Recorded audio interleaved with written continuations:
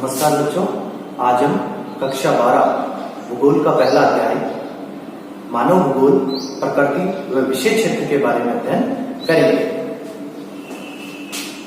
मानव भूगोल का अर्थ है मानवीय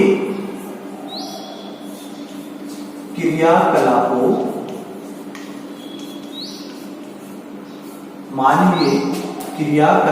का अध्ययन करना।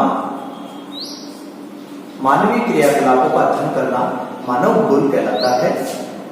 मानव भूगोल से पहले हम भूगोल के बारे में अध्ययन करेंगे कि भूगोल क्या है, जिसका अध्ययन हम कक्षा 11 में भी कर चुके हैं, लेकिन फिर भी यहाँ हम सामान्य परिचय के तौर पर भूगोल का अर्थ है पृथ्वी का वर्णन करना।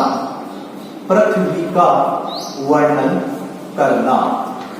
अब पृथ्वी का क्या वर्णन करना? पृथ्वी यानी प्रकृति या धरातल या पृथ्वी एक ही बात है। इन सब का अध्ययन करना भूगोल कहलाता है। भूगोल शब्द की उत्पत्ति इरेटोस्टेलीज नामक एक विद्वान थे, जिन्होंने की, जबकि भूगोल का व्यवस्थित अध्ययन, भूगोल का सर्वप्रथम व्यवस्थित अध्ययन हिकेटियस, जो कि यूनान भूगोलवेता थे, इन्होंने भूगोल का सर्वप्रथम व्यवस्थित अध्ययन किया, जिस कारण हिकेटियस को भूगोल का जनक या पिता कहा जाता है। भूगोल का जनक या पिता हिकेटियस को कहा जाता है क्योंकि भूगोल का सर्वप्रथम व्यवस्थित अध्ययन हिकेटियस ने किया, जिस कारण हिकेटियस को भूगोल का जनक या पिता कहा जाता है। जबकि भूगोल शब्द सर्वप्रथम इरेटोस्टेलीज ने दिया। भूगोल के अंतर्गत हम दो शाखाओं का अध्ययन करते हैं। एक है भौतिक भूगोल, जबकि दूसरा है मानव भूगोल। भौतिक भूगोल और मानव भूगोल दो शाखाओं का अध्ययन करते हैं। भौतिक भूगोल से तात्पर्य है कि प्रकृति से संबंधित बातें, जैसे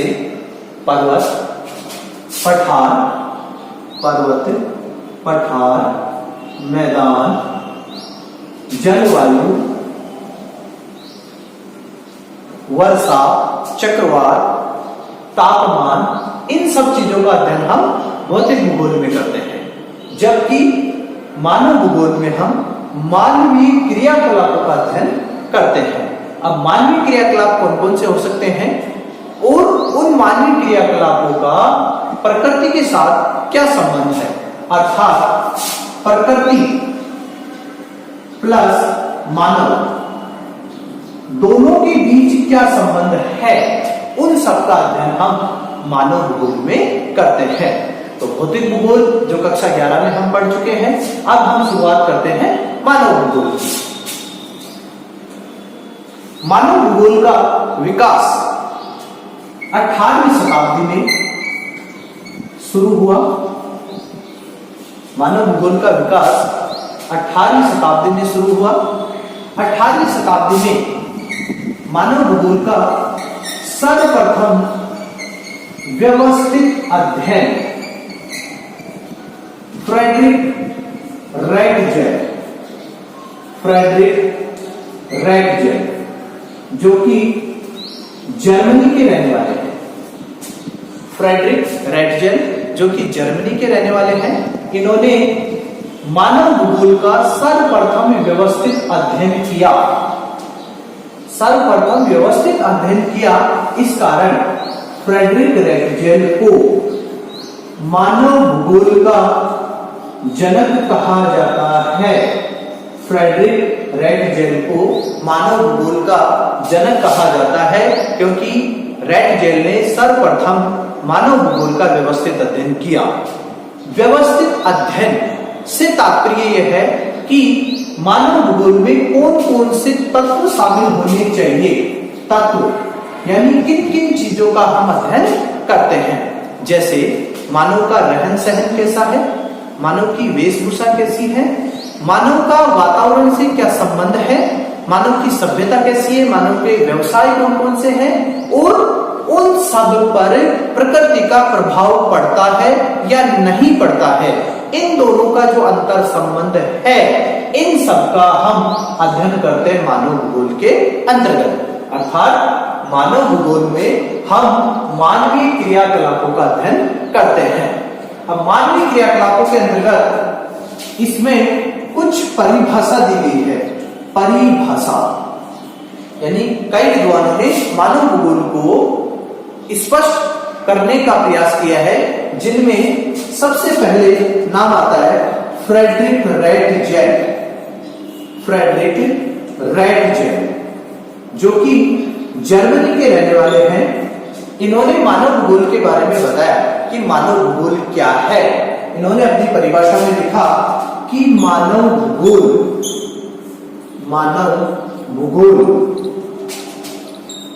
मानव समाजों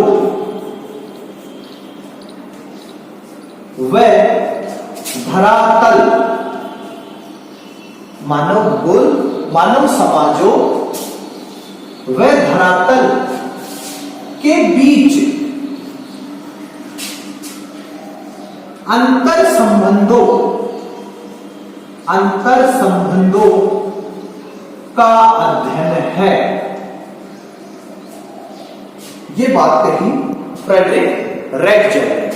अर्थात मानव समाजों यानी मानव क्या क्या कार्य करता है, किस प्रकार कार्य करता है, और उन कार्यों का धरातल यानी प्रकृति यानी पृथ्वी से अंतर संबंध यानी संबंध क्या है, यानी मानव को किन किन चीजों की आवश्यकता है और उन आवश्यकताओं को प्रकृति या धरातल कैसे पूर्ति करता है, यानी मानव प्रकृति के साथ किस प्रकार सामंजस्य स्थापित करता है। अर्थात मानव का और प्रकृति दोनों के बीच क्या अंतर संबंध है, इन्हीं का अध्ययन करना ही मानव भूगोल कहलाता है। पहली परिभाषा रैटजेल की। इसके बाद में रैटजेल की एक शिष्या है और उसका नाम है एलन सैम्पुल। एलन सैम्पुल जो कि रैटजेल की शिष्या है। इन्होंने भी मानव भूगोल के बारे में अपनी परिभाषा दी है और उस परिभाषा के तहत उन्होंने बताया, एलन सैम्पल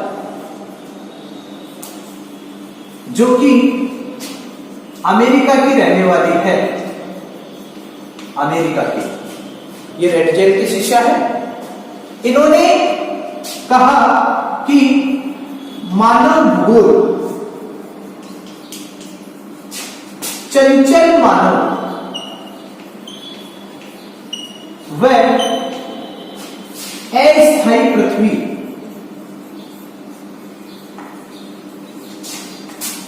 के बीच परिवर्तनशील संबंधों का अध्ययन है।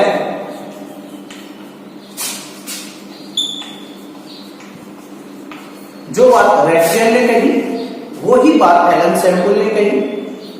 रैटजेल ने भी मानव और प्रकृति के बीच संबंध स्थापित किया और सैम्पुल ने भी मानव और प्रकृति के बीच संबंध स्थापित किए, लेकिन एलन सैम्पुल ने ये कहा कि चंचल मानव यानी मानव क्रियाशील है और अस्थायी पृथ्वी यानी पृथ्वी स्थिर है के बीच जो नए नए प्रयोग करता है, यानी प्रकृति मानव के ऊपर सर्वाधिक प्रभावित है, यानी प्रकृति मानव से सर्वश्रेष्ठ है, लेकिन दोनों के बीच जो संबंध है उन्हीं का अध्ययन करना ही मानव भूगोल कहलाता है। तो रैटजेल ने मानव और प्रकृति के बीच संबंध स्थापित किया और एलन सैम्पल ने भी प्रकृति और मानव के बीच संबंध स्थापित किया। अर्थात मानव भूगोल में हम मानव और प्रकृति के बीच अंतर संबंधों का क्या करते हैं, अध्ययन करते हैं। इसके तत्पश्चात हम मानव भूगोल के अंतर्गत इसके विषय क्षेत्र के बारे में अध्ययन करेंगे। विषय क्षेत्र, मानव भूगोल का विषय क्षेत्र क्या है?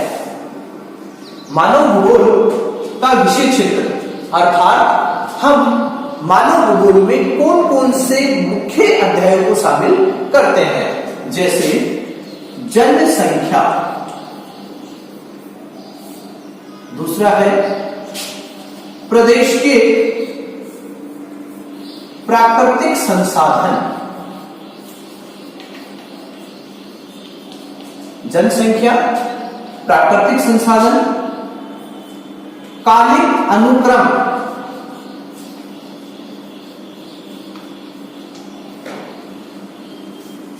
जनसंख्या, प्रदेश के प्राकृतिक संसाधन, कालिक अनुक्रम, सांस्कृतिक वातावरण, सांस्कृतिक वातावरण और समायोजन। जनसंख्या यानी उस प्रदेश की जनसंख्या का वितरण किस प्रकार है। किसी प्रदेश की जनसंख्या कम हो सकती है, किसी प्रदेश की जनसंख्या ज्यादा हो सकती है। इन सब बिंदुओं का अध्ययन हम मानव भूगोल के विषय क्षेत्र के अंतर्गत करते हैं। प्रदेश के प्राकृतिक संसाधन यानी उस प्रदेश में कौन कौन से प्राकृतिक संसाधन हैं। संसाधन मानवीय आवश्यकताओं की पूर्ति करने वाले साधन संसाधन कहलाते हैं और जो प्रकृति से प्राप्त होते हैं वो प्राकृतिक संसाधन कहलाते हैं। प्राकृतिक संसाधन जैसे भूमि है, जल है, खनिज है, ये विभिन्न प्रकार के जो प्राकृतिक संसाधन हैं, इन सब का विकास किस प्रकार होता है, ये सब हम प्राकृतिक संसाधनों के अंतर्गत अध्ययन करते हैं। कालिक अनुक्रम यानी मानव भूगोल स्थायी नहीं है, हर विकास कालक्रम में इसका विकास हुआ है, हर युग में धीरे धीरे विकसित होती जा रही है। 18वीं शताब्दी में जो मानव भूगोल का विकास हुआ, फिर 19वीं शताब्दी में विकास हुआ, 20वीं शताब्दी में विकास हुआ, यानी इसका उत्तरोत्तर विकास होता ही जा रहा है। तो किसी काल में मानव भूगोल का विकास स्थिर रहा है और किस काल में इसका विकास सर्वाधिक हुआ है, इन सब का अध्ययन हम कालिक अनुक्रम के अंतर्गत करते हैं। सांस्कृतिक वातावरण यानी मानव का संस्कृति, सभ्यता, समाज, रहन सहन, पहनावा ये किस प्रकार है, इन सब का अध्ययन हम सांस्कृतिक वातावरण के अंतर्गत करते हैं।